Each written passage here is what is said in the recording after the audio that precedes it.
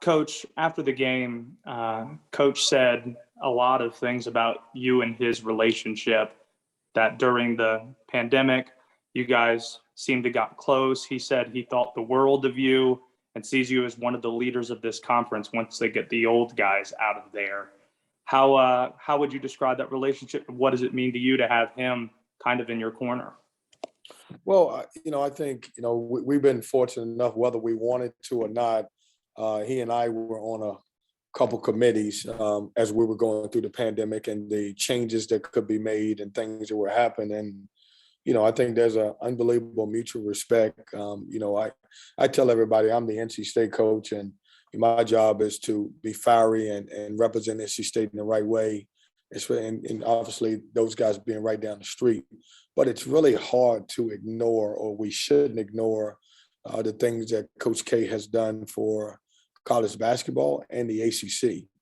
And so, he's a Hall of Fame coach, and I was fortunate enough to, work for a Hall of Fame coach and be able to coach against a couple of those guys, and very respectful of everything he's done. And, we appreciate the kind words. I thought they were kind words. And, we've had more dialogue probably in the last couple of years than I've had in the first couple of years that we were here in my fourth year. So, I mean, it's good.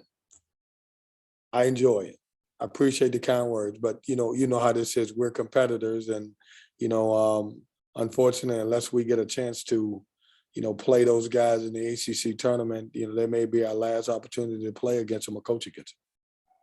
And how does it hit you that when Kay retires after this year, you're going to be the guy who knows the ropes better than anybody here in the state of North Carolina?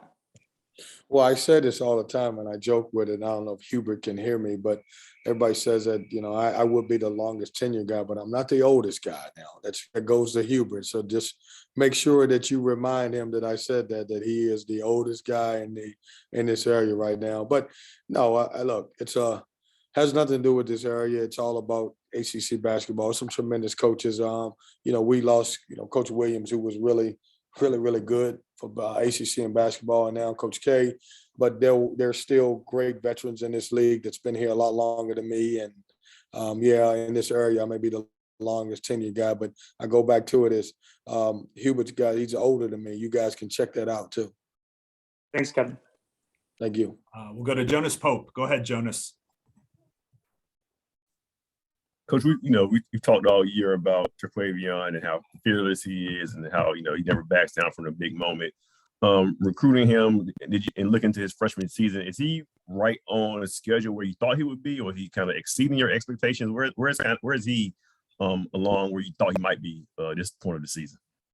Yeah, that's a great question. I thought he could come in and because what happens is at his level, this is a kid that scored 3,000 points. He was three state championships. And a lot of times when kids come from college, from high school to college, sometimes, it takes him a little bit of time, but he's still scoring high at this level. I think he's averaging 15 points a game.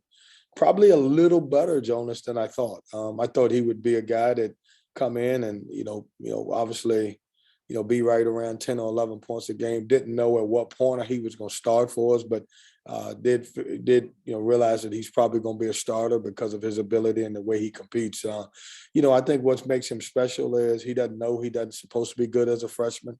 Doesn't matter what environment he's in, he plays. Doesn't matter if he misses. For example, at Clemson game, he was 0 for 7, but he bounced back against Louisville and played great. Most guys couldn't do that, and with him, he can do that. So that's what makes him special, his ability just to forget. Just a quick follow-up. You mentioned it doesn't matter the environment. Going into Duke on Saturday, I imagine pregame, he was probably pretty hyped to go into that building and let everybody see his game. Yeah, Jonas, he's a competitor, and one thing I will tell you is, and I don't care what, if it's practice or a game, he's not going to want anybody to be better than him. And so, certain guys go into certain environments and they they overthink things. This kid goes into every environment looking at it as a great opportunity for him. Mike Barber, you're up next. Go ahead. Morning, Coach. In the first meeting, Naheem Aline for them, number 4, was 1 for 7 from 3. Looks like he found his stroke a little bit in the Notre Dame game. How does their offense change when he's got that outside shot going? Well, when all 3 of those guys from the perimeter are making shots, they are a very tough and very dangerous team. When you look at, obviously, the 2 interior players are, besides what I just played against Duke with those 4 and 5 who are, obviously I got to speak very highly of them. But when you look at Mutts and you look at Keve Aluma, they are a handful.